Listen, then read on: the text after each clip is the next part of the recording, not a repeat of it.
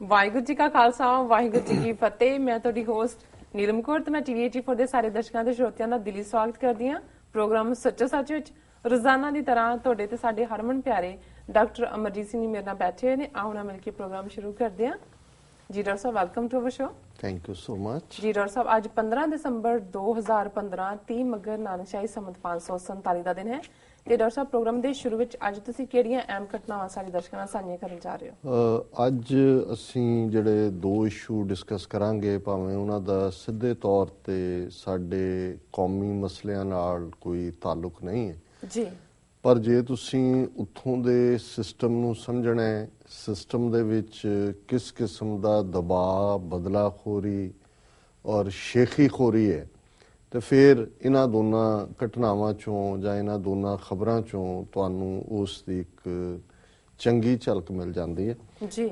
ਬੇਸ਼ੱਕ ਅਸੀਂ ਹਮੇਸ਼ਾ ਹੀ ਜਦੋਂ ਆਮ ਆਦਮੀ ਪਾਰਟੀ ਦਾ ਜ਼ਿਕਰ ਹੁੰਦਾ ਹੈ ਔਰ ਪੰਜਾਬ ਦੇ ਕੰਟੈਕਸਟ ਦੇ ਵਿੱਚ ਅਸੀਂ ਇਸ ਨੂੰ ਹਿੰਦੂਤਵਾਦ ਦੀ ਤੀਸਰੀ ਟੀਮ, ਜਿਹੜੀ ਕਿ ਬੀਜੇਪੀ ਔਰ ਕਾਂਗਰਸ ਤੋਂ ਬਾਅਦ ਜਿਹੜੀ ਬਿਲਕੁਲ ਇੱਕ ਰਾਸ਼ਟਰਵਾਦੀ ਗਾਂਧੀਵਾਦੀ ਜਿਨ੍ਹਾਂ ਦਾ ਵਿਜ਼ਨ ਹੈ, ਸਿਰ ਤੇ ਗਾਂਧੀ ਟੋਪੀ ਔਰ ਬਿਲਕੁਲ ਉਸ ਕਿਸਮ ਦਾ ਹੀ ਵਰਤਾਰਾ ਔਰ ਉਸ ਕਿਸਮ ਦੀ ਕਾਰਜਸ਼ੈਲੀ ਹੈ।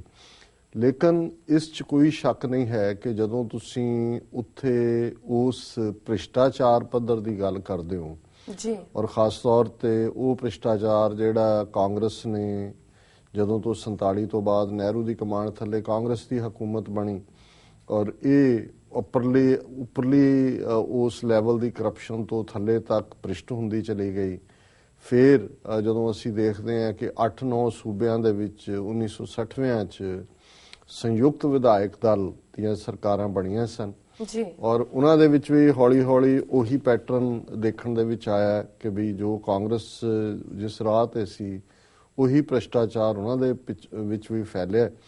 ਔਰ ਸੈਂਟਰ ਦੇ ਵਿੱਚ ਖਾਸ ਤੌਰ ਤੇ ਐਮਰਜੈਂਸੀ ਤੋਂ ਬਾਅਦ 1977 ਐਂਡ ਦੇ ਵਿੱਚ ਜਿਹੜੀ ਹੈ ਇੱਕ ਪਹਿਲੀ ਵਾਰ ਜਿਹੜੀ ਕਾਂਗਰਸ ਤੋਂ ਬਿਨਾਂ ਹਕੂਮਤ ਬਣੀ, ਉਸ ਤੋਂ ਬਾਅਦ ਅਸੀਂ ਦੇਖਦੇ ਹਾਂ ਵੀ ਲਗਾਤਾਰਤਾ ਨਾਲ ਅੱਡ-ਅੱਡ ਪ੍ਰਧਾਨ ਮੰਤਰੀ ਬਣਦੇ ਰਹੇ। ਵਾਜਪਾਈ 3 ਵਾਰ ਬਣਿਆ ਔਰ ਇਸ ਤੋਂ ਇਲਾਵਾ ਜਿਹੜੇ ਵੀਪੀ ਸਿੰਘ ਹੋਏ, ਚੰਦਰ ਸ਼ੇਖਰ ਹੋਏ, ਜਿਹੜੇ ਨਾਨ ਕਾਂਗਰਸ ਪਾਰਟੀਆਂ ਨਾਲ ਸੰਬੰਧਿਤ ਸਨ, ਔਰ ਹੁਣ ਨਰਿੰਦਰ ਮੋਦੀ ਦਾ ਪੀਰੀਅਡ ਹੈ। ਇਹ ਠੀਕ ਹੈ ਕਿ ਪਿਛਲੀ ਹਕੂਮਤ ਮਨਮੋਹਨ ਸਿੰਘ ਦੀ ਜਿਹੜੀ ਕਿ 10 ਸਾਲ 2 ਟਰਮਸ ਰਹੀ, ਉਸ ਦੇ ਸਾਰੇ ਰਿਕਾਰਡ ਟੁੱਟੇ ਜਦੋਂ ਕਿ ਕਰਪਸ਼ਨ ਦੇ ਮਾਮਲੇ 'ਚ ਇੱਕ ਤੋਂ ਬਾਅਦ ਇੱਕ ਸਕੈਂਡਲ ਜਿਹੜਾ ਵਰਥ ਬਿਲੀਅਨਸ ਆਫ ਡਾਲਰ ਸੀ ਔਰ ਸ਼ਾਇਦ ਉਹਨਾਂ ਭ੍ਰਿਸ਼ਟਾਚਾਰ ਦੇ ਸਕੈਂਡਲਾਂ ਦਾ ਹੀ ਨਤੀਜਾ ਸੀ ਕਿ ਇੱਕ ਉਹ ਵੇਵ ਜਿਹੜੀ ਕਿ ਉਹਨਾਂ ਦੇ ਅਗੇਂਸਟ ਸੀ, ਉਸ ਨੂੰ RSS ਨੇ ਮੋਦੀ ਦੇ ਹੱਕ ਵਿੱਚ ਭੁਗਤਾਇਆ ਜੀ।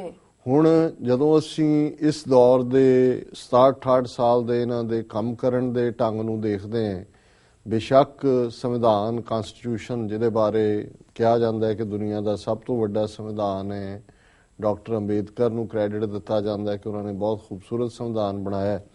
ਪਿਛਲੇ ਦਿਨਾਂ 'ਚ ਡਾਕਟਰ ਰਾਜਿੰਦਰ ਪ੍ਰਸਾਦ ਜਿਹੜਾ ਪਹਿਲਾ ਰਾਸ਼ਟਰਪਤੀ ਬਣਿਆ, ਕਿਉਂਕਿ ਪਹਿਲਾਂ ਤਾਂ ਮਾਊਂਟ ਬੈਟਨ ਹੀ ਗਵਰਨਰ ਜਨਰਲ ਸੀ ਕੁਛ ਦੇਰ ਰਿਹਾ, ਉਸ ਤੋਂ ਬਾਅਦ ਪਹਿਲਾ ਰਾਸ਼ਟਰਪਤੀ ਰਾਜਿੰਦਰ ਪ੍ਰਸਾਦ ਬਣਿਆ ਬਿਹਾਰੀ, ਔਰ ਉਹ ਲਾਅ ਦਾ PhD ਸੀ ਉਹਨਾਂ ਜ਼ਮਾਨਿਆਂ 'ਚ ਔਰ ਉਹਦੇ ਜੀਵਨ ਦੇ ਉੱਤੇ ਕੋਈ ਆਰਟੀਕਲ ਸੀ ਤਾਂ ਉਹਨਾਂ ਨੇ ਕਿਹਾ ਜੀ ਕਿ ਕਦੇ ਵੀ ਰਾਜਿੰਦਰ ਪ੍ਰਸਾਦ ਨੂੰ ਡਿਊ ਕ੍ਰੈਡਿਟ ਨਹੀਂ ਦਿੱਤਾ ਗਿਆ, ਪਰ ਅਸਲੀ ਜਿਹੜਾ ਕਨਸਟੀਟਿਊਸ਼ਨ ਬਣਾਉਣ ਦੇ ਵਿੱਚ ਮੇਨ ਰੋਲ ਅਦਾ ਕੀਤਾ ਹੈ ਉਹ ਰਾਜਿੰਦਰ ਪ੍ਰਸਾਦ ਨੇ ਕੀਤਾ। ਔਰ ਇਹ ਗੱਲ ਮੈਨੂੰ ਸਮਝ ਵੀ ਆਈ ਔਰ ਮੈਂ ਹਮੇਸ਼ਾ ਹੀ ਇਹ ਖਿਆਲ ਮੈਨੂੰ ਰਹਿੰਦਾ ਹੈ ਕਿ ਜੇ ਅਸੀਂ ਡਾਕਟਰ ਅੰਬੇਦਕਰ ਜਿਹੜੇ ਇੱਕ ਹਿੰਦੂ ਦੇ ਤੌਰ ਤੇ ਵੀ ਨਹੀਂ ਮਰੇ, ਉਹਨਾਂ ਨੇ ਬੁੱਧ ਧਰਮ ਅਡਾਪਟ ਕਰ ਲਿਆ ਸੀ, 1930ਵਿਆਂ 'ਚ ਉਹਨਾਂ ਨੇ ਸਿੱਖ ਬਣਨ ਦੀ ਵੀ ਚਾਹਨਾ ਕੀਤੀ ਸੀ ਜੀ, ਔਰ ਇਹਦੇ ਬਾਵਜੂਦ ਇਹ ਆਰਟੀਕਲ 25B ਜਿਹਨੇ ਇੱਕੋ ਹੀ ਝਟਕੇ ਨਾਲ ਸਿੱਖਾਂ ਬਹੁਤੀਆਂ ਜੈਨੀਆਂ ਨੂੰ ਹਿੰਦੂ ਬਣਾ ਦਿੱਤਾ ਹੈ, ਇਹ ਕਿਵੇਂ ਪਾਸ ਹੋ ਗਿਆ?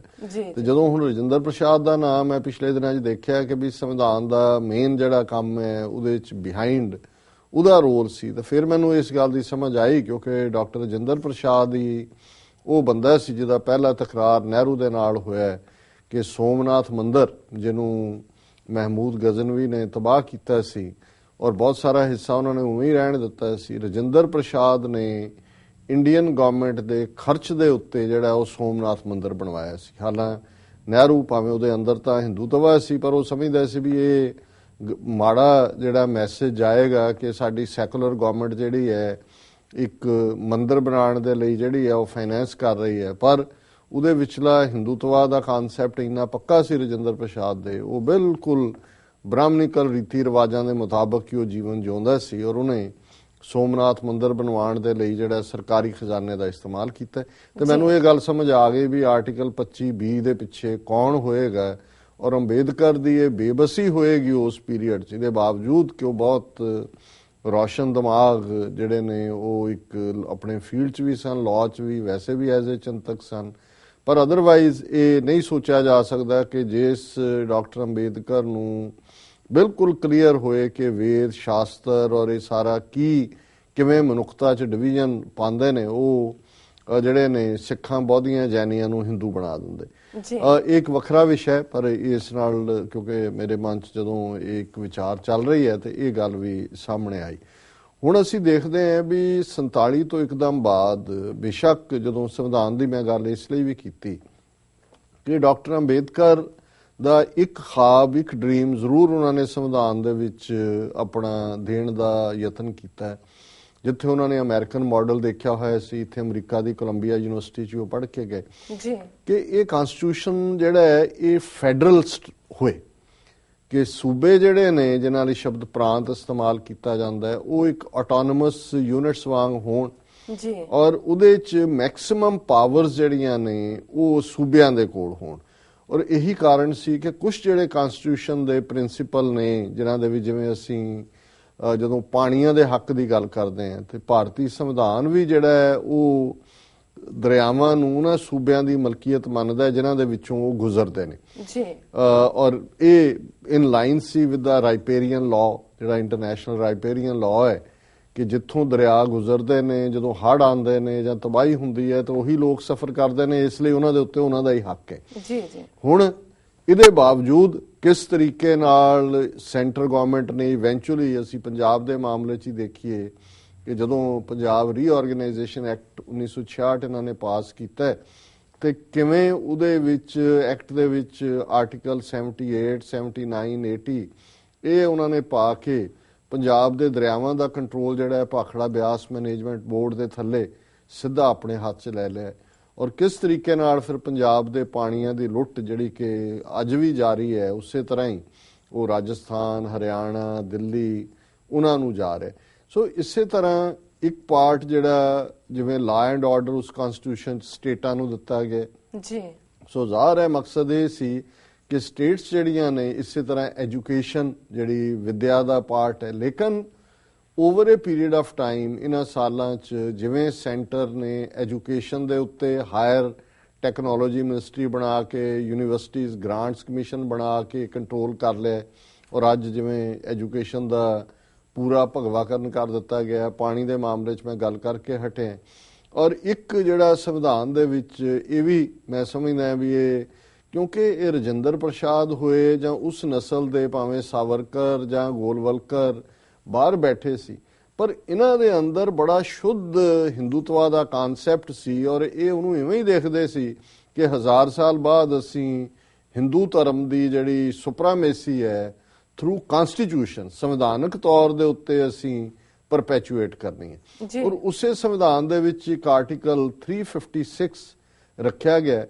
ਬੇਸ਼ੱਕ ਪਾਵਰਸ ਸਟੇਟਸ ਦੇ ਕੋਲ ਸੂਬਿਆਂ ਦੀ ਆਪਣੀਆਂ ਜਿਵੇਂ ਲਾਅ ਐਂਡ ਆਰਡਰ, ਐਜੂਕੇਸ਼ਨ ਔਰ ਰਿਵਰ ਵਾਟਰਸ ਦੂਜਾ ਸੀ, ਲੇਕਿਨ ਆਰਟੀਕਲ 356 ਇਹ ਹੱਕ ਦਿੰਦਾ ਹੈ ਉਹਨਾਂ ਨੂੰ, ਸੈਂਟਰ ਨੂੰ, ਕਿ ਜਿਹਦੇ ਥੱਲੇ ਕਿਸੇ ਵੀ ਹਕੂਮਤ ਨੂੰ ਉਹ ਡਿਸਮਿਸ ਕਰ ਸਕਦੇ ਨੇ, ਉਹ ਲਾਅ ਐਂਡ ਆਰਡਰ ਦੇ ਨਾਂ ਥੱਲੇ ਕਰ ਦੇਣ, ਕਿਸੇ ਹੋਰ ਦੇ ਥੱਲੇ ਕਰ ਦੇਣ ਔਰ ਜਿਹੜਾ ਗਵਰਨਰ ਹੈ ਉਹਨੂੰ ਸੈਂਟਰ ਗਵਰਨਮੈਂਟ ਲਾਉਂਦੀ ਹੈ। ਸੋ ਇਹਦੇ ਬਾਵਜੂਦ ਕਿ ਇਹ ਨਜ਼ਰ ਆਇਆ ਕਿ ਜੀ ਸੂਬੇ ਬੜੇ ਜਿਹੜੇ ਨੇ ਉਹਨਾਂ ਦੀ ਆਪਣਾ ਗਵਰਨਿੰਗ ਸਿਸਟਮ ਹੈ, ਲੇਕਿਨ ਗਵਰਨਰ ਦੇ ਕੋਲ ਪਾਵਰ ਹੈ ਕਿ ਉਹ ਜਿਹੜੀ ਮਰਜ਼ੀ ਸਰਕਾਰ ਨੂੰ ਡਿਸਮਿਸ ਕਰ ਦੇ। ਗਵਰਨਰ ਨੂੰ ਆਰਡਰ ਰਾਸ਼ਟਰਪਤੀ ਜਾਂ ਇਹਦਾ ਮਤਲਬ ਸੈਂਟਰ ਗਵਰਨਮੈਂਟ ਨੇ ਦੇਣੇ ਨੇ। ਹੁਣ ਅਮਰੀਕਾ ਦੀਆਂ 50 ਸਟੇਟਾਂ ਨੇ, ਇਹਨਾਂ ਦੇ ਵਿੱਚ ਗਵਰਨਰ, ਹਰ ਸਟੇਟ ਦਾ ਗਵਰਨਰ ਹੈ, ਲੈਜਿਸਲੇਚਰ ਵੀ 2 ਹਾਊਸ ਨੇ, ਪਰ ਗਵਰਨਰ ਇੱਥੇ ਵੋਟਾਂ ਰਾਹੀਂ ਚੁਣਿਆ ਜਾਂਦਾ ਔਰ ਗਵਰਨਰ ਅਮਰੀਕਾ ਦੇ ਪ੍ਰੈਜ਼ੀਡੈਂਟ ਤੋਂ ਆਰਡਰ ਨਹੀਂ ਲੈਂਦਾ। ਜਿਹੜੇ ਸਟੇਟ ਦੇ ਵਿੱਚ ਜਿੰਨੇ ਲਾਅ ਨੇ ਜਾਂ ਦੂਜੇ ਨੇ, ਗਵਰਨਰ ਦੀ ਉਹਦੇ ਲਈ ਪ੍ਰਵਾਨਗੀ ਹੁੰਦੀ ਹੈ, ਪਰ ਗਵਰਨਰ ਦੀਆਂ ਆਪਣੀਆਂ ਪਾਵਰਸ ਨੇ ਔਰ ਉਹ ਕਿਸੇ ਦਾ ਦੁਮਛੱਲਾ ਨਹੀਂ ਹੈ ਅਮਰੀਕਾ ਦੇ ਫੈਡਰਲ ਸਟਰਕਚਰ ਦੇ। ਸੋ ਇਸ ਕਨਸਟੀਟਿਊਸ਼ਨ ਦੇ ਥੱਲੇ ਹੀ ਉਹਨਾਂ ਨੇ ਵਾਇਆ ਗਵਰਨਰ ਸਾਰਾ ਕੰਟਰੋਲ ਵੀ ਲੈ ਲਿਆ, ਗਵਰਨਮੈਂਟ ਨੂੰ ਡਿਸੋਲਵ ਕਰਨ ਦਾ ਰਾਈਟ ਵੀ ਆਪਣੇ ਕੋਲ ਲੈ ਲਿਆ। ਔਰ 1960ਵਿਆਂ 'ਚ ਕਿਵੇਂ ਉੱਪਰੋਂ ਥੱਲੀ ਸਰਕਾਰਾਂ ਤੋੜੀਆਂ, ਔਰ ਜਿਵੇਂ ਮੈਂ ਸੰਯੁਕਤ ਵਿਧਾਇਕ ਦਲ ਦੀ ਸਰਕਾਰਾਂ ਦੀ ਗੱਲ ਕੀਤੀ ਹੈ, 9 ਸੂਬਿਆਂ 'ਚ ਕਾਂਗਰਸ ਤੋਂ ਦੇ ਆਪੋਜ਼ਿਟ ਜਿਹੜੇ ਗਰੁੱਪ ਸੀ ਉਹਨਾਂ ਦੀ ਕੋਲੀਸ਼ਨ ਸਰਕਾਰ ਸੀ ਜੀ। ਇੰਦਰਾ ਗਾਂਧੀ ਨੇ ਜਦੋਂ ਐਮਰਜੈਂਸੀ ਤੋਂ ਬਾਅਦ ਪਾਵਰ ਲਈ, ਔਰ ਉਸ ਤੋਂ ਪਹਿਲਾਂ ਹੀ ਐਮਰਜੈਂਸੀ ਤੋਂ ਪਹਿਲਾਂ ਦੀ ਇਹ ਗੱਲ ਹੀ ਹੈ ਕਿ ਜਦੋਂ ਇੰਦਰਾ ਗਾਂਧੀ ਸੈਂਟਰ 'ਚ ਆਏ ਉਹਨੇ ਪਹਿਲਾ ਕੰਮ ਇੱਕੋ ਵੇਲੇ 9 ਦੀਆਂ 9 ਸਰਕਾਰਾਂ ਜਿਹੜੀਆਂ ਨੇ ਉਹ ਡਿਸੋਲਵ ਕਰਤੀਆਂ ਸੀ ਜੀ। ਔਰ ਇਸਤੇਮਾਲ ਕੀਤਾ ਗਵਰਨਰਸ ਨੂੰ, ਔਰ ਬਾਅਦ ਚੋਣਾਂ ਕਰਾ ਕੇ ਆਪਣੀ ਪਾਰਟੀ ਦੀ ਹਕੂਮਤ ਲੈ ਲਈ। ਸੋ ਕੁੱਲ ਮਿਲਾ ਕੇ ਸਟੇਟਾਂ ਦੀ ਹੋਂਦ ਜਿਹੜੀ ਹੈ ਉਹ ਤਾਂ ਜਿਵੇਂ ਮੈਂ ਅਕਸਰ ਕਹਿੰਦਾ ਇੰਨੀ ਵੀ ਨਹੀਂ ਹੈ ਉਹਨਾਂ ਦੀਆਂ ਪਾਵਰ ਜਿੰਨੀਆਂ ਇੱਥੇ ਕਾਉਂਟੀਜ਼ ਦੇ ਕੋਲ ਨੇ। ਔਰ ਜਿਹੜੀ ਗੱਲ ਵੱਲ ਹੁਣ ਮੈਂ ਫੋਕਸ ਕਰਾਂਗਾ ਕਿ ਤੀਸਰਾ ਪਾਰਟ ਉਹਨਾਂ ਨੇ ਸਟੇਟ ਵਿਚਲੇ ਜਿਹੜੇ ਡਿਫਰੈਂਟ ਲੋਕ ਜਿਹੜੇ ਉਹਨਾਂ ਨਾਲ ਸਹਿਮਤ ਨਹੀਂ ਸੀ, ਜਾਂ ਵਿਦਨ ਗਵਰਨਮੈਂਟ ਜਾਂ ਵਿਦਨ ਕੰਟਰੀ ਜਿਹੜੇ ਲੋਕ ਉਹਨਾਂ ਦੇ ਲਈ ਅਨਕੰਫਰਟੇਬਲ ਸੀ, ਉਹਨਾਂ ਦੇ ਉੱਤੇ ਟੈਬ ਰੱਖਣ ਲਈ, ਉਹਨਾਂ ਨੂੰ ਹਰਾਸ ਕਰਨ ਲਈ, ਮੁਕੱਦਮਿਆਂ 'ਚ ਫਸਾਉਣ ਲਈ ਜਾਂ ਬਲੈਕਮੇਲ ਕਰਨ ਲਈ ਇਹ ਪਾਵਰਫੁਲ ਸੈਂਟਰਲ ਏਜੰਸੀਆਂ ਕ੍ਰੀਏਟ ਕੀਤੀਆਂ, ਜਿਨ੍ਹਾਂ ਦੇ ਵਿੱਚ CBI ਜੀ, ਜਿਨ੍ਹਾਂ ਦੇ ਵਿੱਚ ਇੰਟੈਲੀਜੈਂਸ ਬਿਊਰੋ, ਔਰ ਇੰਦਰਾ ਗਾਂਧੀ ਨੇ ਲਗਭਗ 1 ਦਰਜਨ ਦੇ ਕਰੀਬ ਜਿਹੜੀਆਂ ਇਸ ਕਿਸਮ ਦੀਆਂ ਏਜੰਸੀਆਂ ਕ੍ਰੀਏਟ ਕੀਤੀਆਂ। ਔਰ ਸਮੇਂ-ਸਮੇਂ ਜਿਹੜਾ ਇਹਨਾਂ ਨੂੰ ਲੱਗਦਾ ਹੈ ਕਿ ਵੀ ਬਹੁਤ ਭੁੜਕਦਾ ਹੈ ਜਾਂ ਇਹ ਕਰਦਾ ਹੈ, ਉਹਦੇ ਤੇ ਕੋਈ ਨਾ ਕੋਈ ਤੁਸੀਂ CBI ਇਨਕੁਆਇਰੀ ਆਰਡਰ ਕਰ ਦਿਓ। ਔਰ ਜਿਸ ਤਰੀਕੇ ਨਾਲ ਹੁਣ ਈਵਨ ਜਿਹੜੀ law and order the power ਵੀ ਸੀ ਸਟੇਟਾਂ ਦੀ, ਉਹ ਈਵਨ ਸੁਪਰੀਮ ਕੋਰਟ ਨੇ ਵੀ ਮਦਦ ਕੀਤੀ ਹੈ ਯੂਸਰਪ ਕਰਨ 'ਚ ਕਿ ਸੈਂਟਰ ਦੇ ਕੋਲ ਰਹੇ। ਪਿਛਲੇ ਦਿਨਾਂ 'ਚ ਉਹਨਾਂ ਦਾ ਜਿਹੜਾ ਫੈਸਲਾ ਆਇਆ ਹੈ ਕਿ ਭਾਈ ਬੇਸ਼ੱਕ ਸਜ਼ਾ ਮਾਫ ਕਰਨ ਦਾ ਹੱਕ ਸਟੇਟ ਗਵਰਨਮੈਂਟ ਕੋਲ ਹੈ, ਪਰ ਜਿਨ੍ਹਾਂ ਕੇਸਾਂ ਦੇ ਵਿੱਚ ਸੈਂਟਰਲ ਏਜੰਸੀਆਂ ਇਨਵੋਲਵ ਹੋਣਗੀਆਂ, CBI ਹੋਏ ਜਾਂ ਸੈਂਟਰ ਦੇ ਟਾਡਾ ਪੋਟਾ ਵਰਗੇ ਲਾ ਹੋਣ, ਉੱਥੇ ਹੱਕ ਸੈਂਟਰ ਦੇ ਕੋਲ ਹੋਏਗਾ। ਸੋ ਈਵਨ ਸਟੇਟਾਂ ਨੂੰ ਜਿਹੜੇ ਮਾੜਾ ਮੋਟਾ ਕੁਝ ਦਿੱਤਾ ਹੋਇਆ ਸੀ ਉਹ ਵੀ ਖੋਲੇ। ਔਰ ਇਹ ਏਜੰਸੀਆਂ CBI ਔਰ ਇੰਟੈਲੀਜੈਂਸ ਬਿਊਰੋ ਕਿਵੇਂ ਕੰਮ ਕਰਦੀਆਂ ਨੇ ਉਸ ਦੀ ਉਦਾਹਰਣ ਕੱਲ ਦੇਖਣ ਚ ਆਈ। ਬੇਸ਼ੱਕ ਦਿੱਲੀ 'ਚ ਫੁੱਲ ਫਲੈਜਡ ਅਸੈਂਬਲੀ ਨਹੀਂ ਹੈ ਸਟੇਟਾਂ ਵਾਂਗ, ਔਰ ਦਿੱਲੀ ਦੇ ਵਿੱਚ ਈਵਨ ਲਾਅ ਐਂਡ ਆਰਡਰ ਵੀ ਸੈਂਟਰ ਗਵਰਨਮੈਂਟ ਦੇ ਕੋਲ ਹੈ। ਜੇ ਕੇਜਰੀਵਾਲ ਜਿਹੜਾ ਕਿ ਦਿੱਲੀ ਦਾ ਚੀਫ ਮਿਨਿਸਟਰ ਹੈ, ਉਹ ਐਬਸੋਲੂਟ ਆਲਮੋਸਟ 160 ਸੀਟਾਂ ਨੇ, 157 ਸੀਟਾਂ ਆਮ ਆਦਮੀ ਪਾਰਟੀ ਨੂੰ ਮਿਲੀਆਂ, 3 BJP ਦੇ ਕੋਲ ਨੇ। ਅਸੀਂ ਭਾਵੇਂ ਆਮ ਆਦਮੀ ਪਾਰਟੀ ਦੀਆਂ ਜਿਵੇਂ ਮੈਂ ਕਿਹਾ ਵੀ ਨੀਤੀਆਂ ਨਾਲ ਸਹਿਮਤ ਨਾ ਹੋਈਏ, ਪਰ ਜਿੱਥੇ ਲੱਗਦਾ ਹੈ ਕਿ ਧੱਕਾ ਹੋ ਰਿਹਾ ਹੈ ਔਰ ਕਿਸ ਕਿਸਮ ਦਾ ਇਹ ਮੋਦੀ ਐਡਮਿਨਿਸਟ੍ਰੇਸ਼ਨ ਵਿਰੋਧ ਦੀ ਆਵਾਜ਼ ਨੂੰ ਦਬਾਉਣਾ ਚਾਹੁੰਦਾ ਹੈ। ਇੱਕ ਪਾਸੇ ਤਾਂ ਦਿੱਲੀ ਦੇ ਵਿੱਚ ਇਸ ਕਿਸਮ ਦਾ ਸਿਸਟਮ, ਔਰ ਕੇਜਰੀਵਾਲ ਬਾਰੇ ਹੋਰ ਜੋ ਮਰਜ਼ੀ ਕੋਈ ਕਹੇ ਜਾਂ ਸਾਡੇ ਆਪਣੇ ਵਿਚਾਰ ਸਿੱਖ ਨੁਕਤਾ ਨਿਗਾਹ ਤੋਂ ਨੇ, ਪਰ ਇਹਦੇ 'ਚ ਕੋਈ ਸ਼ੱਕ ਨਹੀਂ ਹੈ ਕਿ ਕੇਜਰੀਵਾਲ ਨੂੰ ਕਰਪਟ ਸਾਬਤ ਕਰਨ ਦੇ ਲਈ ਉਹਨਾਂ ਨੇ ਪੂਰਾ ਟਿੱਲ ਲਾਇਆ ਸੀ। ਇਹ ਵੀ ਇੱਕ ਸਟੇਜ ਤੇ ਸੀ ਕਿ ਜੀ ਆਮ ਆਦਮੀ ਪਾਰਟੀ ਨੂੰ ਫੰਡਿੰਗ ਜਿਹੜੀ ਹੈ ਬਾਹਰੋਂ ਆ ਰਹੀ ਹੈ, ਬੇਸ਼ੱਕ ਬਾਹਰੋਂ ਜਾ ਰਹੀ ਸੀ, ਔਰ ਜਦੋਂ ਇਹਦੀ ਇਨਵੈਸਟੀਗੇਸ਼ਨ ਉਹਨਾਂ ਦੀਆਂ ਆਪਣੀਆਂ ਟੀਮਸ ਨੇ ਕੀਤੀ ਪਿਛਲੀ ਹਕੂਮਤ ਦੇ, ਉਹਨਾਂ ਨੂੰ ਕਲੀਨ ਚਿੱਟ ਦੇਣੀ ਪਈ ਕਿ ਉਹਦੇ 'ਚ ਕੋਈ ਕਰਪਟ ਪ੍ਰੈਕਟਿਸ ਨਹੀਂ। ਸੋ ਇਸੇ ਤਰ੍ਹਾਂ ਕੇਜਰੀਵਾਲ ਬਾਰੇ ਕੋਈ ਮੌਕਾ ਪ੍ਰਸਤ ਹੋਣ ਦਾ ਇਲਜ਼ਾਮ ਲਾ ਸਕਦਾ ਹੈ, ਅੰਨਾ ਹਜ਼ਾਰੇ ਨੂੰ ਲੈਟ ਡਾਊਨ ਕਰਨ ਦਾ ਲਾ ਸਕਦਾ ਹੈ। ਸਾਨੂੰ ਇਹ ਨਜ਼ਰ ਆਉਂਦਾ ਹੈ ਵੀ ਅਲਟੀਮੇਟਲੀ ਹਿੰਦੂਤਵਾ ਦਾ ਏਜੰਡਾ ਹੈ, ਪਰ ਉਸ ਕਰਪਟ ਸਿਸਟਮ ਦੇ ਵਿੱਚ ਕੋਈ ਉਸ ਨੂੰ ਇਹ ਨਹੀਂ ਕਹਿ ਸਕਦਾ ਕਿ ਉਹ ਉਹਨਾਂ ਵਾਂਗ ਕਰਪਟ ਹੈ। ਜੀ ਜੀ, ਕੱਲ ਨੂੰ ਕੀ ਹੋਏ ਇਹ ਵੱਖਰੀ ਗੱਲ ਹੈ, ਮੈਂ ਅੱਜ ਦੀ ਡੇਟ 'ਚ ਗੱਲ ਕਰ ਰਿਹਾ। ਪਰ ਜਿਸ ਤਰੀਕੇ ਨਾਲ ਅੱਜ ਔਰ ਪਿਛਲੇ ਪੀਰੀਅਡ 'ਚ ਵੀ ਇਹ ਏਜੰਸੀਆਂ ਦਾ ਇਸਤੇਮਾਲ ਹੁੰਦਾ ਹੈ, CBI ਨੇ ਜਿਸ ਤਰੀਕੇ ਨਾਲ ਇਸ ਬਹਾਨੇ ਨਾਲ ਕਿ ਜੀ ਉਹਨਾਂ ਦਾ ਜਿਹੜਾ ਮੇਨ PA ਹੈ ਰਜਿੰਦਰ ਕੁਮਾਰ, ਔਰ ਉਹ 2007 ਤੋਂ 2014 ਤੱਕ ਜਦੋਂ ਉਹ ਬਿਊਰੋਕਰੇਟ ਹੈ, ਉਹਨੇ ਕੋਈ ਟੈਂਡਰ ਦਿੱਤਾ ਤੇ ਉਹਦੇ 'ਚ 9.5 ਕਰੋੜ ਦਾ ਘਪਲਾ ਸੀ, ਤੇ ਜੀ ਅਸੀਂ ਉਹਦੇ ਲਈ ਉਹ ਕੇਸ ਜਿਹੜਾ ਉਹ ਇਨਵੈਸਟੀਗੇਟ ਕਰ ਰਹੇ। ਔਰ ਉਹਨਾਂ ਨੇ ਕੇਜਰੀਵਾਲ ਦੇ ਦਫ਼ਤਰ ਨੂੰ ਆਲਮੋਸਟ, ਉਹ ਵੀ ਆਪਣੇ ਦਫ਼ਤਰ 'ਚ ਨਹੀਂ ਸੀ ਜਾ ਸਕਦਾ। ਇਹ ਪਹਿਲੀ ਵਾਰ ਹੀ ਹੋਇਆ, ਭਾਵੇਂ ਐਮਰਜੈਂਸੀ ਦੇ ਦੌਰਾਨ ਤਾਂ ਜੋ ਕੁਝ ਹੋਇਆ ਉਹ ਸਾਹਮਣੇ ਹੀ ਹੈ। ਸੋ ਇਹ ਠੀਕ ਕਿਹਾ ਗਿਆ ਰਾਜ ਸਭਾ 'ਚ ਵੀ, ਔਰ ਤ੍ਰਿਣਮੂਲ ਕਾਂਗਰਸ ਨੇ ਵੀ ਰਾਜ ਸਭਾ ਦੇ ਵਿੱਚ ਇਸ਼ੂ ਚੁੱਕਿਆ। ਉਹਨਾਂ ਨੇ ਕਿਹਾ ਜੀ ਇਹ ਤਾਂ ਐਮਰਜੈਂਸੀ ਹੈ, ਔਰ ਇਹੀ ਮੋਦੀ, ਇਹੀ ਸੁਸ਼ਮਾ ਸਵਰਾਜ, ਇਹੀ ਅਰੁਣ ਜੇਤਲੀ, ਜਿਹੜੇ ਪਿਛਲੇ ਐਡਮਿਨਿਸਟ੍ਰੇਸ਼ਨ ਵਾਲੇ ਕਹਿੰਦੇ ਸੀ ਜੀ CBI ਤਾਂ ਜਿਹੜਾ ਸੈਂਟਰ ਗਵਰਨਮੈਂਟ ਦੇ ਪਿੰਜਰੇ ਦਾ ਤੋਤਾ ਹੈ, ਜੀ ਪੈਰਟ ਇਨ ਦਾ ਕੇਜ। ਔਰ ਹੁਣ ਇਹ ਸਮਝ ਆਉਂਦੀ ਹੈ ਕਿ ਇਹ ਕਿਵੇਂ, ਇਹ ਵੀ ਇਸ ਨੂੰ ਕਿਵੇਂ ਆਪਣੇ, ਔਰ ਇਹਨਾਂ ਨੇ ਕਿਹਾ ਕਿ ਜੀ ਜਦੋਂ ਸਾਡੀ ਸਰਕਾਰ ਬਣੇਗੀ ਅਸੀਂ ਇਸ ਤੋਤੇ ਨੂੰ ਪਿੰਜਰੇ ਚੋਂ ਕੱਢ ਦੇਵਾਂਗੇ। ਜੀ ਪਰ ਹੁਣ ਇਹ ਤੋਤਾ ਕਿਵੇਂ ਇਹਨਾਂ ਦਾ ਕੰਮ ਕਰ ਰਿਹਾ ਕਿ ਤੁਸੀਂ ਚੀਫ ਮਿਨਿਸਟਰ ਦੇ ਆਫਿਸ 'ਚ ਰੇਡ ਕਰਕੇ, ਔਰ ਹੁਣ ਇਹ ਕਹਿ ਰਹੇ ਨੇ ਨਹੀਂ ਜੀ ਅਸੀਂ ਤਾਂ ਕੋਈ ਕੇਜਰੀਵਾਲ ਦੇ ਨਹੀਂ ਦੇਖਿਆ, ਅਸੀਂ ਤਾਂ ਰਜਿੰਦਰ ਕੁਮਾਰ ਦੇ ਗਏ ਸੀ। ਔਰ ਜਿਹੜੀ ਗੱਲ ਕੇਜਰੀਵਾਲ ਨੇ ਕਹੀ, ਉਹਨੇ ਕਿਹਾ ਕਿ ਜੀ ਇਹ ਜਿਹੜਾ ਇੱਕ ਇਹਨਾਂ ਦੀ ਦਿੱਲੀ ਡਿਸਟ੍ਰਿਕਟ ਕ੍ਰਿਕਟ ਐਸੋਸੀਏਸ਼ਨ ਹੈ ਉਹਦਾ ਕੋਈ ਸਕੈਂਡਲ ਹੈ ਜਿਹਦੇ ਨਾਲ ਅਰੁਣ ਜੇਤਲੀ ਦਾ ਸਬੰਧ ਹੈ, ਕਿ ਮੈਂ ਉਹਦੀ ਇਨਵੈਸਟੀਗੇਸ਼ਨ ਦੇ ਲਈ ਕਮਿਸ਼ਨ ਆਰਡਰ ਕਰਨ ਵਾਲਾ ਸੀ, ਔਰ ਜੇਤਲੀ ਨਾਲ ਸੰਬੰਧਿਤ ਫਾਈਲ ਚੁੱਕਣ ਦੇ ਲਈ ਇਹਨਾਂ ਨੇ ਇਹ ਸਾਰਾ ਕੰਮ ਕੀਤਾ। ਔਰ ਉਹਨੇ ਨਾਲ ਹੀ ਇਹ ਕਿਹਾ ਵੀ ਮੋਦੀ ਜਿਹੜਾ ਕਾਵਰਡ ਹੈ ਔਰ ਸਾਈਕੋਪੈਥ ਹੈ, ਇਹ ਤਾਂ ਸ਼ਦਾਈ ਹੈ, ਇਹਦਾ ਇਲਾਜ ਕਰਾਓ ਮਾਨਸਿਕ। ਔਰ ਉਹਨੂੰ ਇਹ ਕਹਿ ਰਹੇ ਨੇ ਕਿ ਜੀ ਇਹ ਦੇਖੋ ਪ੍ਰਾਈਮ ਮਿਨਿਸਟਰ, ਬਜਾਏ ਦੱਸਣ ਦੇ ਕਿ ਇੱਕ CBI ਫੁੱਲ ਫਲੈਜ ਜਿਹੜਾ ਚੀਫ ਮਿਨਿਸਟਰ ਲੋਕਾਂ ਦਾ ਮੈਂਡੇਟ ਹੈ, ਕਿਸ ਕਿਸਮ ਦਾ ਇਹ ਲੋਕਤੰਤਰ ਹੈ, ਕਿਸ ਕਿਸਮ ਦੀ ਡੈਮੋਕ੍ਰੇਸੀ ਹੈ ਕਿ ਵੀ ਤੁਸੀਂ ਚੀਫ ਮਿਨਿਸਟਰ ਦੇ ਦਫ਼ਤਰ 'ਚ, ਔਰ ਜਿਹਦੇ 'ਚ ਉਹਦਾ ਕੋਈ ਲਾਗਾ ਦੇਗਾ ਨਹੀਂ ਹੈ ਕਿਸੇ ਚੀਜ਼ ਨਾਲ।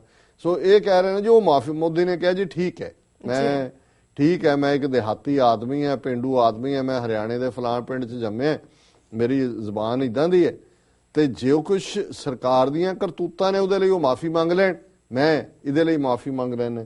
ਸੋ ਅਸੀਂ ਇਹ ਸਮਝਦੇ ਹਾਂ ਕਿ ਇਹ, ਔਰ ਉਹਦੇ ਐਗਜ਼ੈਕਟ ਵਰਡ ਨੇ, you apologise to the nation for your misdeeds and I will apologise for my words.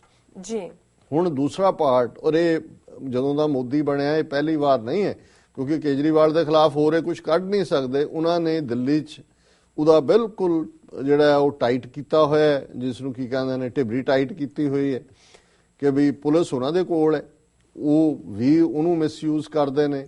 ਜੋ ਕੋਈ ਕਹਿੰਦਾ ਕੋਈ ਉਹਨੇ ਆਪਣੇ ਆਫੀਸਰ ਲਾਣੇ ਚਾਹੇ ਇਮਾਨਦਾਰ ਮਰਜ਼ੀ ਦੇ ਫਾਈਲ ਸੈਂਟਰ ਕੋਲ ਜਾਂਦੀ ਹੈ, ਉਹ ਨਾ ਕਰ ਦਿੰਦੇ ਨੇ। ਪਰ ਇਹ ਜਿਹੜਾ ਪਾਰਟ ਹੈ ਇਹ ਟੂ ਮੱਚ ਹੈ, ਔਰ ਮੈਂ ਸਮਝਦਾ ਹਾਂ ਕਿ ਇਹ ਗੱਲ ਸਾਡੇ ਇਸ ਪੁਆਇੰਟ ਨੂੰ ਹੀ, ਜਿਹੜੇ ਜਦੋਂ ਅਸੀਂ ਗੱਲ ਸ਼ੁਰੂ ਕੀਤੀ ਸੀ ਕਿ ਜਦੋਂ, ਔਰ ਬੇਸ਼ੱਕ ਅਨੰਦਪੁਰ ਸਾਹਿਬ ਰੈਜ਼ੋਲੂਸ਼ਨ ਜਿਸ ਨੂੰ ਰਾਜੀਵ ਗਾਂਧੀ ਨੇ ਇੱਕ ਵੱਖਵਾਦੀ ਡਾਕੂਮੈਂਟ ਬਣਾ ਕੇ ਔਰ ਗਦਾਰੀ ਬਣਾ ਕੇ ਸਾਰੇ ਦੇਸ਼ 'ਚ ਭੰਡ ਕੇ ਜਿਹੜਾ ਉਹ ਸਿੱਖਾਂ ਨੂੰ ਟ੍ਰੇਟਰ ਸਾਬਤ ਕੀਤਾ, ਉਹ ਇੱਕ ਇਮਾਨਦਾਰ ਡਾਕੂਮੈਂਟ ਸਰ ਕਪੂਰ ਸਿੰਘ ਹੋਰਾਂ ਦੀ ਲਿਖਤ ਕਿ ਭਾਈ ਜੇ ਤੁਸੀਂ ਸੈਂਟਰ ਔਰ ਸਟੇਟ ਦੇ ਰਿਲੇਸ਼ਨਸ਼ਿਪ 'ਚ ਇੱਕ ਰੀਅਲ ਫੈਡਰਲ ਸਟਰਕਚਰ ਬਣਾਉਂਦੇ ਹੋ, ਜਿਹਦੇ 'ਚ 3-4 ਮਹਿਕਮੇ ਸੈਂਟਰ ਦੇ ਕੋਲ ਰਹਿਣ, ਡਿਫੈਂਸ ਹੈ, ਫੋਰਨ ਅਫੇਅਰਸ ਹੈ, ਕਮਿਊਨੀਕੇਸ਼ਨ ਹੈ, ਕਰੰਸੀ ਹੈ, ਬਾਕੀ ਸੂਬਿਆਂ ਨੂੰ ਤੁਸੀਂ ਦੇ ਦਿਓ। ਪਰ ਅਸੀਂ ਤਾਂ ਇਹ ਦੇਖ ਰਹੇ ਹਾਂ ਵੀ ਜਿਹੜੀਆਂ ਪਾਵਰਸ ਈਵਨ ਵਿਦਿਨ ਕਨਸਟੀਟਿਊਸ਼ਨ ਵੀ ਸੂਬਿਆਂ ਨੂੰ ਦਿੱਤੀਆਂ ਗਈਆਂ ਸੀ, ਜਿਸ ਤਰੀਕੇ ਨਾਲ ਇਹ ਸਿਸਟਮ ਆਪਰੇਟ ਕਰ ਰਿਹਾ ਉਹ ਵੀ ਲੋਕਾਂ ਤੋਂ ਖੋਹੀਆਂ ਜਾ ਰਹੀਆਂ ਨੇ। ਔਰ ਜੇ ਅਸੀਂ, ਮੋਦੀ ਨੇ ਜਦੋਂ ਤੋਂ ਪਾਵਰ ਲਈ ਹੈ 2014 'ਚ, 3 ਆਵਾਜ਼ਾਂ ਜਿਹੜੀਆਂ ਕਿਸੇ ਵੇਲੇ ਬਹੁਤ ਬੁਲੰਦ ਸੀ ਮੋਦੀ ਦੇ ਖਿਲਾਫ, ਹੁਣ ਤੁਹਾਨੂੰ ਲੱਗੇਗਾ ਵੀ ਉਹਨਾਂ ਦੀ ਦੱਬੀ ਜਿਹੀ ਆਵਾਜ਼ ਨਿਕਲਦੀ ਹੈ, ਉਹ ਨਿਕਲਦੀ ਨਹੀਂ ਹੈ। ਵੀ ਇਹਨਾਂ ਨੂੰ ਕੀ ਹੋ ਗਿਆ ਜੀ? ਜਿਵੇਂ ਮੁਲਾਇਮ ਸਿੰਘ ਯਾਦਵ ਯੂਪੀ ਦਾ, ਔਰ ਪਿਛਲੀਆਂ ਬਿਹਾਰ ਦੀਆਂ ਚੋਣਾਂ ਵੇਲੇ ਹੁਣ ਯਾਦਵ ਤੇ ਲਾਲੂ ਯਾਦਵ ਕੁੜਮ ਕੜਮ ਵੀ ਨੇ, ਕੋਈ ਰਿਸ਼ਤੇਦਾਰੀਆਂ ਵੀ ਕੀਤੀਆਂ ਨੇ, ਔਰ ਇਹਨੇ ਫਰੰਟ ਜੁਆਇਨ ਕਰਨਾ ਸੀ ਨਤੀਸ਼ ਔਰ ਲਾਲੂ ਦਾ, ਐਨ ਮੌਕੇ ਤੇ ਇਹਦੇ ਮੁਲਾਇਮ ਸਿੰਘ ਯਾਦਵ ਦੇ ਖਿਲਾਫ CBI ਦਾ ਕੇਸ ਹੈਗਾ, ਇਨਵੈਸਟੀਗੇਸ਼ਨ ਨੂੰ ਸੱਦ ਕੇ ਉਹਨਾਂ ਨੇ ਕਿਹਾ ਹੋਣਾ ਜੀ ਅਸੀਂ ਫਲਾਂ ਫਾਇਲ ਕੱਢ ਲਾਂਗੇ, ਔਰ ਉਹਨੂੰ ਉਸ ਜਿਹੜਾ ਕੋਲੀਸ਼ਨ ਸੀ ਉਹਦੇ ਚੋਂ ਚੱਲਦਾ ਕਰ ਦਿੱਤਾ, ਮਤਲਬ ਉਹਨੇ ਆਪਣੇ ਆਪ ਨੂੰ ਅੱਡ ਕਰ ਲਿਆ।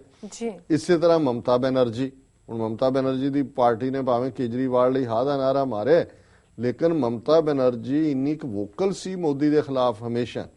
ਇਹ ਇੱਕੋ ਇੱਕ ਮਿਨਿਸਟਰ ਸੀ ਜਿਹਨੇ ਕਿ 2002 'ਚ ਜਦੋਂ ਗੁਜਰਾਤ 'ਚ ਮੁਸਲਮਾਨਾਂ ਦਾ ਕਤਲੇਆਮ ਹੋਇਆ ਤੇ ਮਮਤਾ ਬੈਨਰਜੀ ਅਟਲ ਬਿਹਾਰੀ ਵਾਜਪਾਈ ਦੀ ਸਰਕਾਰ 'ਚ ਰੇਲਵੇ ਮਿਨਿਸਟਰ ਸੀ, ਔਰ ਉਹਨੇ ਆਪਣੇ ਅਹੁਦੇ ਤੋਂ ਰਿਜ਼ਾਈਨ ਕਰ ਦਿੱਤਾ ਸੀ ਕਿ ਵੀ ਇਹਨੂੰ ਕੱਢੋ ਇੱਥੋਂ ਗੁਜਰਾਤ 'ਚੋਂ, ਔਰ ਇਹ ਬਿਲਕੁਲ ਜਿਹੜਾ ਇਹ ਧੱਕਾ ਹੋਇਆ। ਪਰ ਹੁਣ ਤੁਸੀਂ ਦੇਖਦੇ ਹੋ ਕਿ ਮਮਤਾ ਬੈਨਰਜੀ ਦੀ ਆਵਾਜ਼ 'ਚੋਂ ਦਮ ਨਹੀਂ ਹੈ, ਕਿਉਂਕਿ ਉਹਦੀ ਪਾਰਟੀ ਦੇ ਜਿਹੜੇ ਬੰਦੇ ਨੇ ਔਰ ਉਹਦੇ 'ਚ ਕਿਤੇ ਨਾ ਕਿਤੇ ਉਹਦਾ ਵੀ ਨਾਂ ਜੁੜ ਜਾਂਦਾ ਹੈ, ਭਾਵੇਂ ਪਾਰਟੀ ਫੰਡਸ ਲਈ ਲਏ ਹੋਏ, ਆਪ ਤੋਂ ਇਮਾਨਦਾਰ ਔਰਤ ਹੈ, ਕੈਂਚੀ ਵਾਲੀ ਜੁੱਤੀ ਪਾਉਂਦੀ ਹੈ ਜੀ, ਉਹਨੂੰ ਵੀ ਉਹਨਾਂ ਨੇ, ਕਿਉਂਕਿ CBI ਇਨਵੈਸਟੀਗੇਸ਼ਨ ਚੱਲ ਰਹੀ ਹੈ, ਮਮਤਾ ਬੈਨਰਜੀ ਵੀ ਖੁੰਡੀ ਕੀਤੀ ਹੋਈ ਹੈ, ਫਾਈਲ ਕੱਢ ਲੈਂਦੇ ਨੇ ਕਿ ਜੀ ਇਹ ਹੋਏਗਾ। ਇਸੇ ਤਰ੍ਹਾਂ ਤੀਜੀ ਜਿਹੜੀ ਆਪਣੇ ਤਮਿਲਨਾਡੂ ਦੀ ਜੈ ਲਲਿਤਾ, ਜਿਹਨੂੰ ਲੋਕ ਲੰਮੇ ਪੈ ਕੇ ਮੱਥਾ ਟੇਕਦੇ ਨੇ, ਪੂਜਦੇ ਨੇ ਦੇਵੀ ਦੀ ਤਰ੍ਹਾਂ, ਉਹ ਤਾਂ ਖੈਰ ਬਾਦਸ਼ਾਹ ਹੈ ਨਾ ਸਕੈਂਡਲਾਂ ਦੀ। ਔਰ ਉਹਦੇ ਖਿਲਾਫ ਵੀ ਉਹਨਾਂ ਨੇ ਜਿਹੜੀ ਹੈ ਕੋਈ ਹੈ ਇਨਵੈਸਟੀਗੇਸ਼ਨ ਔਰ ਉਹ ਵੀ ਟੋਨ ਡਾਊਨ ਹੋਈ ਹੈ। ਤੇ ਚੌਥੀ ਇਧਰ ਬਿਹਾਰ ਆਪਣੇ ਯੂਪੀ ਦੇ ਵਿੱਚ ਹੀ ਮਾਇਆਵਤੀ। ਹੁਣ ਮਾਇਆਵਤੀ ਦਾ ਸਟਾਈਲ ਜਿਸ ਕਿਸਮ ਦਾ ਰਿਹਾ ਉਹ ਤਾਂ ਉਹਨੇ ਕਦੇ ਕੋਈ ਲਗ ਲਬੇੜ ਨਹੀਂ ਰੱਖਿਆ ਗੱਲ ਕਹਿਣ ਲੱਗੇ। ਲੇਕਿਨ ਤੁਸੀਂ ਦੇਖੋ ਵੀ ਮਾਇਆਵਤੀ ਦੀ ਪਾਰਟੀ ਦਾ ਜਿਹੜਾ ਸਟੈਂਡ ਹੈ, ਕਿਉਂਕਿ ਉਹਦੇ ਖਿਲਾਫ ਵੀ ਜਿਹੜੀ ਹੈ CBI ਇਨਵੈਸਟੀਗੇਸ਼ਨ ਹੈ। ਹੁਣ CBI ਜਦੋਂ ਅਸੀਂ ਇਹ ਕਹਿੰਦੇ ਹਾਂ ਵੀ ਇੱਕ ਪਾਸੇ ਤਾਂ ਕਨਸਟੀਟਿਊਸ਼ਨਲੀ ਪਾਵਰਸ ਯੂਸਰਪ ਕਰ ਲਈਆਂ ਨੇ ਜੀ, ਦੂਸਰੇ ਪਾਸੇ ਜਿਹੜੀ ਮਾੜੀ ਮੋਟੀ ਆਵਾਜ਼ ਹੈ ਉਹਨੂੰ ਇਹ CBI ਜਾਂ IB ਇਹਨਾਂ ਦਾ ਇਸਤੇਮਾਲ ਕਰਕੇ ਉਹਨਾਂ ਨੂੰ ਦਬਾ ਦਿੰਦੇ ਨੇ। ਔਰ ਅਸੀਂ ਇਸ ਵਰਤਾਰੇ ਨੂੰ ਜੋ ਕੇਜਰੀਵਾਲ ਦੇ ਖਿਲਾਫ ਇਹ ਕੀਤਾ ਫੁੱਲੀ ਕੰਡੈਮ ਕਰਦੇ। ਔਰ ਈਵਨ ਟ੍ਰਿਬਿਊਨ ਦਾ ਮੈਂ ਦੇਖ ਰਿਹਾ ਸੀ ਐਡੀਟੋਰੀਅਲ ਦੇ ਉੱਤੇ, ਉਹਨਾਂ ਨੇ ਕਿਹਾ ਮੋਰ ਦੈਨ ਏ ਰੇਡ CBI ਕ੍ਰੋਸਿਸ ਦਾ ਲਕਸ਼ਮਣ ਰੇਖਾ, ਕਿ ਇਹ ਰੇਡ ਨਹੀਂ ਹੈ ਸਿਰਫ, ਇਹ CBI ਜਿਹੜੀ ਹੈ ਹੁਣ ਇਸ ਕਦਰ ਇਨਫਲੂਐਂਸ 'ਚ ਆ ਗਈ ਹੈ ਔਰ ਇਹਨੇ ਲక్ష్మణ ਰੇਖਾ ਜਿਹੜੀ ਹੈ ਉਹ ਕ੍ਰਾਸ ਕਰ ਲਈ ਹੈ। ਔਰ ਇਹ ਲੰਬਾ ਚੌੜਾ ਹੈ। ਉਹਨੇ ਐਂਡ 'ਚ ਹੀ ਕਿਹਾ ਕਿ on Tuesday morning the Lakshman rekha got crossed there will be unhappy consequences, कि ਇਹ ਜਦੋਂ ਇਹ ਹੋਏ ਫਿਰ ਲక్ష్మణ ਰੇਖਾ ਜੇ ਸੀਤਾ ਦੀ ਕਹਾਣੀ ਨਾਲ ਹੀ ਜੁੜੀ ਹੋਈ ਹੈ ਜੀ, ਉਹਨੇ ਕ੍ਰਾਸ ਕੀਤੀ ਫਿਰ ਰਾਵਣ ਲੈ ਗਿਆ ਤੇ ਫਿਰ ਜੋ ਹੋਇਆ ਸ਼੍ਰੀਲੰਕਾ ਵੀ ਗਈ ਤੇ ਰਾਮਚੰਦਰ ਜੀ ਦਾ ਵੀ ਕੀ ਹੋਇਆ ਤੇ ਕਿਵੇਂ ਮੁੜ ਕੇ ਵਿਚਾਰੀ ਸੀਤਾ ਨੂੰ ਵੀ ਧਰਤੀ 'ਚ ਦਫਨਾਤਾ। ਉਹਨੇ ਕਿਹਾ ਜੀ ਧਰਤੀ ਫਟ ਗਈ ਕਿ ਜੀ ਇਹ ਲਵ ਕੁਸ਼ ਦੀ ਕਹਾਣੀ ਲੰਬੀ ਚੌੜੀ ਹੈ, ਲੇਕਿਨ ਉਹ ਸ਼ੁਰੂ ਉੱਥੋਂ ਹੀ ਹੋਇਆ, ਲక్ష్మణ ਰੇਖਾ ਤੋਂ ਹੀ ਅਸੀਂ ਗੱਲ ਕਰ ਰਹੇ ਹਾਂ ਔਰ ਅਸੀਂ ਇਸ ਵਰਤਾਰੇ ਨੂੰ ਕੰਡੈਮ ਕਰਦੇ ਹਾਂ। ਦੂਸਰੀ ਜਿਹਨੂੰ ਜਦੋਂ ਮੈਂ ਸ਼ੇਖੀ ਪੁਣੇ ਦੀ ਗੱਲ ਕੀਤੀ ਕਿ ਵੀ ਕੈਪਟਨ ਅਮਰਿੰਦਰ ਸਿੰਘ ਪੰਜਾਬ 'ਚ ਆਲਮੋਸਟ ਬੇਸ਼ੱਕ ਅਜੇ ਚੋਣਾਂ ਨੂੰ 1.5 ਸਾਲ ਰਹਿੰਦਾ ਪਰ ਆਲਰੇਡੀ ਚੋਣਾਂ ਦੀ ਬਹਾਰ ਹੈ ਵਰਕਰਾਂ ਦੇ ਲਈ। ਔਰ ਉਹ ਬੰਦੇ ਜਿਹੜੇ ਅੱਜ ਕੱਲ੍ਹ ਜਿਨ੍ਹਾਂ ਦਾ ਕਾਰੋਬਾਰ ਹੈ ਕਿ ਜਿਨ੍ਹਾਂ ਨੇ ਰੈਲੀਆਂ ਲਈ ਬੰਦੇ ਰੈਂਟ ਦੇ ਦੇਣੇ ਨੇ ਉਹ ਤਾਂ ਮਾਰੋ ਮਾਰ ਹੈ। ਉਹ ਕਹਿੰਦਾ ਜੀ ਹੁਣ ਕਿੱਧਰ ਭੇਜੀਏ, ਕਾਂਗਰਸ ਵਾਲੇ ਵੀ ਆਏ ਆ, ਉਹ ਇੰਨਾ ਆਫਰ ਕਰਦੇ ਨੇ, ਅਕਾਲੀ ਵੀ ਨੇ, ਦੂਜੇ ਵੀ ਨੇ। ਤੇ ਮੈਂ ਪ੍ਰੋਗਰਾਮ ਤੋਂ ਪਹਿਲਾਂ ਜੋਕਿੰਗਲੀ ਕਹਿ ਰਿਹਾ ਸੀ, ਮੈਂ ਕਿਹਾ ਟ੍ਰੇਨਿੰਗ ਜਿੰਦਾਬਾਦ ਦੀ ਕੀਤੀ ਹੁੰਦੀ ਹੈ, ਉੱਥੇ ਜਾਣਾ ਮੁਰਦਾਬਾਦ ਵਾਲੀ ਰੈਲੀ 'ਚ ਹੁੰਦਾ ਤੇ ਉਹ ਫਿਰ ਪੈਸੇ ਨਹੀਂ ਦਿੰਦੇ ਉਹਨਾਂ ਨੂੰ। ਉਹ ਕਹਿੰਦੇ ਜੀ ਬੰਦੇ ਤਾਂ ਤੁਹਾਡਿਆਂ ਨੇ ਜਿੰਦਾਬਾਦ ਕਹਿਣੇ ਸੀ, ਸਾਰੇ ਮੁਰਦਾਬਾਦ ਕਹੀ ਜਾਂਦੇ ਸੀ। ਸੋ ਇਦਾਂ ਦੇ ਚੰਗੇ ਇਕੱਠੇ ਕੀਤੇ ਨੇ। ਪਟਿਆਲੇ ਵੀ ਅਕਾਲੀਆਂ ਨੇ ਤਾਂ ਮਾਰ ਹੋ ਗਿਆ ਨਾ, ਹੁਣ ਇਹਨਾਂ ਦੀ ਤਾਂ ਸਰਕਾਰ ਵੀ ਹੈ, ਇਹ ਤਾਂ ਲੱਦ ਕੇ ਸਾਰਿਆਂ ਨੂੰ ਭੁੱਕੀ ਸ਼ਰਾਬ ਮੌਜਾਂ ਹੀ ਮੌਜਾਂ। ਉਹ ਸਾਰੇ ਅਮਲੀ ਵੀ ਕਹਿੰਦੇ ਜੀ ਇਦਾਂ ਦਾ ਮੌਸਮ ਰਹਿਣਾ ਹੀ ਚਾਹੀਦਾ ਬੰਤਾ ਜਿਹਾ। ਹਾਂ ਉਹ ਕਹਿੰਦੇ ਜੀ ਕੋਈ ਨਹੀਂ ਹੁਣ ਚੱਲੂ, ਇਵੇਂ ਹੀ ਚੱਲੂ, ਅਜੇ 1.5 ਸਾਲ ਇਵੇਂ ਹੀ ਚੱਲੂ। ਉਹ ਉਧਰ ਪਾਰਟ ਹੈ ਤੇ ਇਧਰ ਕੈਪਟਨ ਅਮਰਿੰਦਰ ਸਿੰਘ ਵੀ ਜਿਹੜਾ ਵਿਚਾਰਾ ਕਿੰਨੀ ਦੇਰ ਦਾ ਘਰ ਬਟਨਾ ਮਲ ਕੇ ਉਹਨੂੰ ਤਿਆਰ ਕਰਕੇ ਲਿਆਉਂਦੇ ਰਹੇ ਵੀ ਮੇਰੇ ਸਿਰ ਤੇ ਰੱਖ ਦਿਓ ਤਾਜ। ਕਾਂਗਰਸ ਦਾ ਉਹਨਾਂ ਨੇ ਵੀ ਕੀਸੀਆਂ ਕਰਾਈਆਂ, ਨੱਕ ਰਗੜਾਇਆ ਤੇ ਫਾਈਨਲੀ ਉਹਨਾਂ ਨੇ ਕਿਹਾ ਜੀ ਹੁਣ ਤੁਹਾਡੀ ਤਾਜਪੋਸ਼ੀ ਕਰਨੀ ਹੈ। ਉਹ ਕਹਿੰਦੇ ਮੈਂ ਬਠਿੰਡੇ ਕਰਾਉਂ ਜਿੱਥੇ ਮੇਰੇ ਸ਼ਰੀਕ ਨੇ ਜਿਹੜਾ ਉਹ ਰੈਲੀ ਕੀਤੀ ਹੈ। ਸੋ ਪਰ ਇਹ ਵੱਖਰੀ ਗੱਲ ਹੈ ਕਿ ਜਿਹਨੇ ਤਾਜ ਪਹਿਨਾਉਣਾ ਸੀ ਰਾਹੁਲ ਗਾਂਧੀ ਤਾਂ ਆਇਆ ਹੀ ਨਹੀਂ, ਲੇਕਿਨ ਉਹਨਾਂ ਨੇ ਵੀ ਚੰਗੀ ਭੀੜ ਇਕੱਠੀ ਕੀਤੀ। ਔਰ ਜਿਹੜਾ ਪਾਰਟ ਮੈਂ ਕਹਿਣ ਲੱਗਾ ਸੀ ਕਿ ਵੀ ਲੋਕਾਂ ਦੀ ਸੈਂਸਿਟੀਵਿਟੀ ਨਹੀਂ ਹੈ ਜਾਂ ਇਹ ਪੋਲੀਟੀਸ਼ੀਅਨ ਇਹ ਸਮਝਦੇ ਨੇ ਕਿ ਜੋ ਮਰਜ਼ੀ ਕਹੀ ਜਾਓ, ਲੋਕਾਂ ਨੂੰ ਤਾਂ ਚੇਤਾ ਰੱਖਣਾ ਹੀ ਨਹੀਂ ਹੁੰਦਾ, ਜੇ ਝੂਠ ਬੋਲਣਾ ਹੀ ਹੈ। ਜਿਵੇਂ ਸਾਡੇ ਉਹ ਸਧਾਰਨ ਕਹਿੰਦੇ ਸੀ ਕਿ ਵੀ ਜੇ ਗੱਲਾਂ ਦਾ ਕੜਾਹ ਬਣਾਉਣਾ ਫਿਰ ਘਿਓ ਘੱਟ ਕਿਉਂ ਪਾਉਣਾ, ਪਲਟਦੇ ਉਹ ਕਹਿੰਦੇ ਪੀਪਿਆਂ ਦੇ ਪੀਪੇ, ਕਹਿੰਦੇ ਜੋ ਜਿਹਾ ਘਿਓ ਅਸੀਂ ਪਾਇਆ ਉਹ ਜਿਹਾ ਉਹ ਖਾਓ ਜਿਹਨੂੰ ਕੜਾਹ ਖਵਾਉਣਾ ਜੀ। ਸੋ ਮੈਂ ਸਮਝਦਾ ਹਾਂ ਵੀ ਇਸ ਕਿਸਮ ਦਾ ਹੁਣ ਅਮਰਿੰਦਰ ਨੇ ਜਿਹੜਾ ਆਪਣੇ ਸਾਰੇ ਸੈਂਟੀਮੈਂਟ ਉਹਨਾਂ ਨੂੰ ਉਹਨੇ ਟੂ ਦਾ ਹਿਲਟ ਪਲੇ ਕੀਤਾ। ਉਹ ਤਾਂ ਉਹਨੇ ਕੜਾ ਵੀ ਪਾਇਆ ਹੁੰਦਾ, ਨਾਲ ਮੌਲੀ ਦਾ ਧਾਗਾ ਵੀ ਬੰਨਿਆ ਹੁੰਦਾ, ਜੇ ਗਲ 'ਚ ਦੇਖੋ ਤੇ ਸ਼ਾਇਦ ਕੋਈ ਸੌਦਾ ਸਾਧ ਦਾ ਲੌਕਟ ਵੀ ਪਾਇਆ, ਪਰ ਉਹ ਆਪਣੀ ਘਰ ਵਾਲੀ ਨੂੰ ਸੌਦਾ ਸਾਧ ਦੇ ਉਹ ਪਿਤਾ ਜੀ ਕਹਿੰਦੇ ਆ, ਨਹੀਂ ਪਿਤਾ ਜੀ ਇਦਾਂ ਨਹੀਂ ਹੋ ਸਕਦੇ, ਪਿਤਾ ਜੀ ਇਵੇਂ ਨਹੀਂ ਹੋ ਸਕਦੇ। ਉਹ ਸਾਰੇ ਇਹਨਾਂ ਨੇ ਕਵਰ ਕੀਤੇ ਹੋਏ ਨੇ। ਪਰ ਚਲੋ ਮੌਲੀ ਦਾ ਧਾਗਾ ਤੇ ਉਹਦਾ ਕੜਾ ਨਾਲ ਆਉਂਦਾ। ਉਹਨੂੰ ਪਤਾ ਹੈ ਮਾਲਵਾ ਰੀਜਨ 'ਚ ਖੜੇ ਹੈ ਔਰ ਬਠਿੰਡੇ 'ਚ ਹੈ, ਸਿੱਖਾਂ ਦੀ ਮੈਜੋਰਟੀ ਹੈ, ਤੇ ਫਿਰ ਸਹੁੰ ਖਾਣ ਲਈ ਜਿਹੜਾ ਉਹਨਾਂ ਨੇ ਕਿਹਾ ਜੀ ਮੈਂ ਗੁਟਕਾ ਰੱਖਿਆ ਔਰ ਗੁਟਕੇ ਤੇ ਜਿਹੜੀ ਹੈ ਉਹ ਸਹੁੰ ਕੀ ਖਾਦੀ ਜਿਹੜੀ ਸ਼ੇਖੀ ਪੁਣਾ ਹੈ। ਔਰ ਇਹ ਗੱਲਾਂ ਐਵੇਂ ਕਰ ਰਿਹਾ ਅਮਰਿੰਦਰ ਸਿੰਘ ਜਿਵੇਂ ਇਹਦੇ ਕੋਲ ਕੋਈ ਜਾਦੂ ਦੀ ਛੜੀ ਹੈ ਜੀ। ਔਰ ਇਹ ਛੜੀ ਪਹਿਲਾਂ ਇਹਨੂੰ ਨਹੀਂ ਮਿਲੀ, 5 ਸਾਲ ਵੀ ਮੁੱਖ ਮੰਤਰੀ ਰਿਹਾ। ਹੁਣ ਇਹ ਕੈਪਟਨ ਅਮਰਿੰਦਰ ਸਿੰਘ ਦੀ ਜਿਹੜੀ ਸਪੀਚ ਨੂੰ ਕਵਰ ਜਿਹੜਾ ਟ੍ਰਿਬਿਊਨ ਨੇ ਕੀਤਾ ਹੈ, at his coronation ceremony today in Bathinda, captain Amarinder Singh swore by Gutka and Takht Damdam Sahib. Almost the entire state party leadership had descended. चलो ये भी हो गया. और ਉਹਦੇ ਚ ਪ੍ਰਤਾਪ ਬਾਜਵਾ ਤੇ ਅਮਰਿੰਦਰ ਜਿਹੜੇ ਇੱਕ ਦੂਜੇ ਨੂੰ ਉਹਨਾਂ ਨੇ ਸਾਰਾ ਸਮਾਂ ਤੂੰ ਚੋਰ ਹੀ ਕਹਿੰਦਾ ਸੀ, ਤੂੰ ਚੋਰ. ਅਖਬਾਰਾਂ ਦੇ ਬਿਆਨ ਨਹੀਂ ਭਰੇ. ਉਹ ਕਹਿੰਦਾ ਜੀ ਮੈਨੂੰ ਜੇ ਹਾਈ ਕਮਾਂਡ ਕਹੇ ਤੇ ਮੈਂ 20 ਵਾਰ ਇਦਾਂ ਦਾ ਅਹੁਦਾ ਕੁਰਬਾਨ ਕਰ ਦਿਆਂ. ਉਹਨੇ ਕਿਹਾ ਜੀ ਹੁਣ ਕੀ ਤੁਹਾਨੂੰ ਲੋਕ ਵੀ ਜਾਣਦੇ ਨੇ, ਤੁਸੀਂ ਗੱਲਾਂ ਕੀ ਕਰਦੇ ਹੋ ਜੀ. ਬਟ ਅਮਰਿੰਦਰ ਸਿੰਘ ਦਾ ਇਹ ਕਹਿਣਾ ਵੀ ਆਈ ਸਵੀਅਰ ਬਾਈ ਆਵਰ 10th ਗੁਰੂ ਗ੍ਰੰਥ ਸਾਹਿਬ. ਹੁਣ ਜਾਂ ਤਾਂ ਅਖਬਾਰ ਨੇ ਗਲਤ ਲਿਖਿਆ ਹੈ ਜਾਂ ਅਮਰਿੰਦਰ ਨੂੰ ਭੁੱਲ ਗਿਆ ਵੀ 10th ਗੁਰੂ ਗੋਬਿੰਦ ਸਿੰਘ ਸਾਹਿਬ ਨੇ.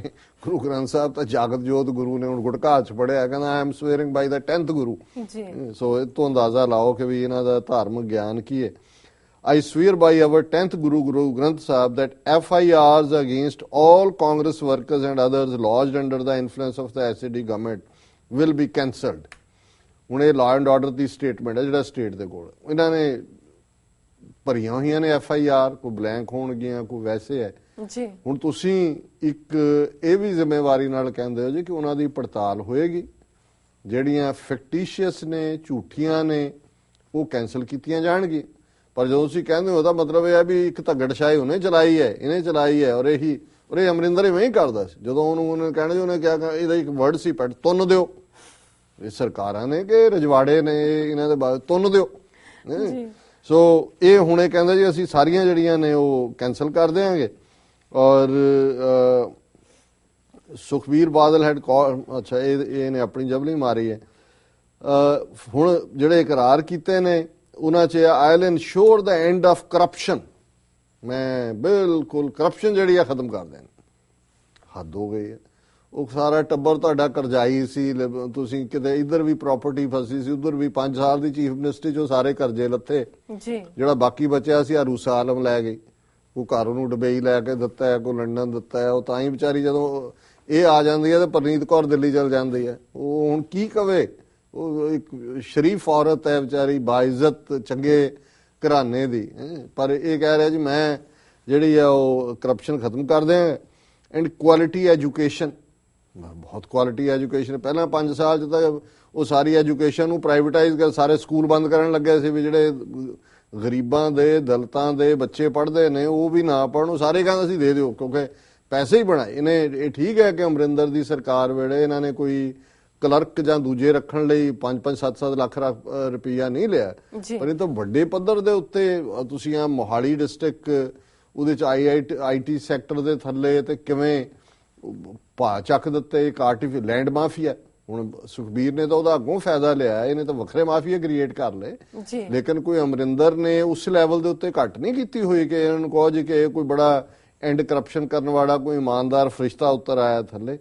Particularly in government schools, which was upgraded and connected with employability. Then he announced to end the scourge of drugs, corruption and police high-handedness. Drugs.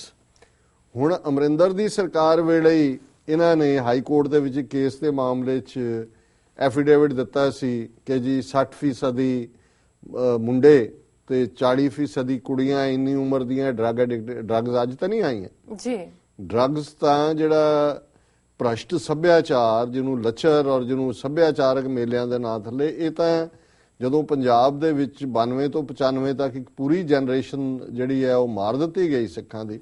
ਉਸ ਤੋਂ ਬਾਅਦ ਲਿਆ ਕੇ ਖੜਾ ਕੀਤਾ ਗਿਆ ਸੱਭਿਆਚਾਰ ਦੇ ਨਾਂ ਥੱਲੇ. ਹੁਣ ਉਹਦੇ ਥੱਲੇ 5 ਸਾਲ ਇਹਦੀ ਵੀ ਸਰਕਾਰ ਰਹੀ. ਪੁਲਿਸ ਨੂੰ ਕਿਹੜੀ ਹਾਈ ਹੈਂਡਡਨੈਸ ਕਰਨੀ ਹੈ.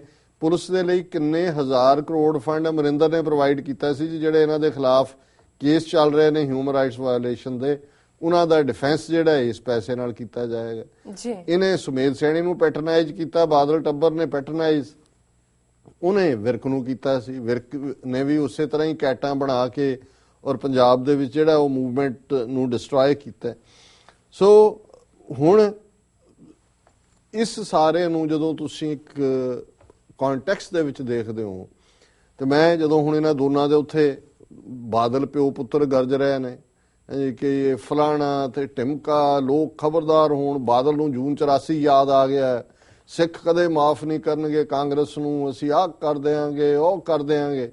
ਉਹਨਾਂ ਨੂੰ ਸਿੱਖ ਪੰਥ ਯਾਦ ਆਇਆ ਹੋਇਆ ਹੈ, ਇਹਨਾਂ ਨੂੰ ਹੁਣ ਇਮਾਨਦਾਰੀ ਯਾਦ ਆਈ ਹੋਈ ਹੈ। ਜੀ ਤੇ ਕੁੱਲ ਮਿਲਾ ਕੇ ਮੈਂ ਇਹ ਦੇਖਦਾ ਵੀ ਪੰਜਾਬ ਦੇ ਵਿੱਚ ਇਹ ਜਿਹੜੇ ਦੋਨੋਂ ਹੀ ਨੇ, ਔਰ ਸੈਂਟਰ ਤਮਾਸ਼ਾ ਦੇਖ ਰਹੇ ਹੋ, ਕਿਆ ਦੇਖ ਲਓ ਜੀ, ਉਹ ਵੀ ਕਹਿੰਦੇ ਨੇ ਦੇਖੋ ਸਰਦਾरों का हाल क्या हो रहा है, कैसे लड़ा दिया। ਤੇ ਉਹ ਕੇਜਰੀਵਾਲ ਉਹਨਾਂ ਨੂੰ ਇਹ ਹੈ ਕਿ ਵੀ ਇਹਨੇ ਪੰਜਾਬ 'ਚ ਆ ਕੇ ਆਪਣਾ ਕਰਨਾ ਹੈ, ਉਹਨੂੰ ਉਧਰ ਉਲਝਾ ਲਿਆ। ਔਰ ਇਸ ਸਾਰੇ 'ਚ ਬਾਦਲ ਆਪਣੀ ਜਗੀਰ ਸਮਝਦਾ, ਬਾਦਲ ਟੱਬਰ ਕੇ ਜੀ 25 ਸਾਲ ਅਸੀਂ ਰਾਜ ਕਰਨਾ ਹੈ। ਤੇ ਅਮਰਿੰਦਰ ਹੁਣ ਇਸ ਤਰੀਕੇ ਨਾਲ ਹੀ ਡੀਲ ਕਰ ਰਿਹਾ ਸਾਰੀ ਸਟੇਟ ਐਡਮਿਨਿਸਟ੍ਰੇਸ਼ਨ ਔਰ ਦੂਜੇ ਨੂੰ, ਜਿਵੇਂ ਰਜਵਾੜਾ ਆਪਣੀ ਰਿਆਸਤ ਬਾਰੇ ਸੋਚਦਾ ਕਿ ਵੀ ਮੈਂ ਤਾਂ ਰਾਜਾ ਹਾਂ ਹੀ ਹੈ, ਮੈਂ ਤਾਂ ਤੁੰਨ ਦਿਆਂਗਾ, ਮੈਂ ਤਾਂ ਆਹ ਕਰ ਦਿਆਂਗਾ, ਉਹ ਕਰ ਦਿਆਂਗਾ। ਸੋ ਇਹਨੂੰ ਸ਼ੇਖੀ ਖੋਰਾਪਨ ਕਹਿ ਲਓ, ਸ਼ੇਖੀ ਖੋਰੀ ਕਹਿ ਲਓ, ਔਰ ਇਹਨੂੰ ਦੇਖ ਲਓ ਵੀ ਇਹ ਡੈਮੋਕ੍ਰੇਸੀ, ਲੋਕਤੰਤਰ ਇੱਥੇ ਤੁਸੀਂ ਕਦੇ ਅਮਰੀਕਾ ਦੀਆਂ ਸਟੇਟਾਂ 'ਚ ਦੇਖ ਸਕਦੇ ਹੋ ਜਾਂ ਸੁਣ ਸਕਦੇ ਹੋ ਵੀ ਇਸ ਕਿਸਮ ਦੀਆਂ ਬਿਆਨ ਕੱਲਾ ਕੋ ਕਰਦਾ। ਡੋਨਲਡ ਟਰੰਪ ਨੇ ਕੀਤੀ, ਕਿਸੇ ਹੋਰ ਨੇ ਕੀਤੀ, ਕਿੰਨੇ ਉਹਨਾਂ ਦੇ ਖਿਲਾਫ ਖਲੋ ਜਾਂਦੇ ਨੇ ਔਰ ਉਸ ਸਿਸਟਮ 'ਚੋਂ ਸਕੈਨ ਹੋ ਕੇ ਲੰਘਦੇ ਨੇ। ਔਰ ਇਹ ਕਿਸੇ ਦਾ ਇਹ ਨਹੀਂ ਹੁੰਦਾ ਕਿ ਕੋਈ ਜ਼ੋਰ ਜ਼ਬਰਦਸਤੀ ਕਰਕੇ ਜਿਹੜਾ ਵੀ ਇੱਕ ਅੱਧਾ ਕਿਸੇ ਦੀ ਕਰਤੂਤ ਬਾਹਰ ਆ ਜਾਏ ਨਾਲ ਦੀ ਨਾਲ ਰਿਜ਼ਾਈਨ ਹੁੰਦਾ, ਨਾਲ ਦੀ ਨਾਲ ਇਨਵੈਸਟੀਗੇਸ਼ਨ ਹੁੰਦੀ ਹੈ। ਉੱਥੇ 100 ਚੂਹੇ ਖਾ ਕੇ ਬਿੱਲੀ ਹੱਜ ਨੂੰ ਜਾਂਦੀ ਹੈ। ਔਰ ਮੇਰਾ ਖਿਆਲ ਹੈ ਉੱਥੇ ਜਾਂਦੀਆਂ ਹੀ ਬਿੱਲੀਆਂ ਹੱਜ ਨੂੰ ਉਹ ਨੇ ਜਿਨ੍ਹਾਂ ਨੇ 100 ਚੂਹੇ ਖਾਦੇ ਹੁੰਦੇ ਨੇ। ਆਮ ਵਿਚਾਰਿਆਂ ਨੂੰ ਤਾਂ ਹੱਜ ਦੇ ਲਈ ਘਰੋਂ ਹੀ ਨਹੀਂ ਨਿਕਲਣ ਦਿੰਦੇ ਹੁਣ। ਜੀ ਡਾਕਟਰ ਸਾਹਿਬ, ਬਿਲਕੁਲ ਇਹ ਅੱਜ ਦੇ ਇਸ਼ੂ ਨੇ। ਜੀ ਡਾਕਟਰ ਸਾਹਿਬ, ਤੁਹਾਡਾ ਬਹੁਤ ਬਹੁਤ ਸ਼ੁਕਰੀਆ।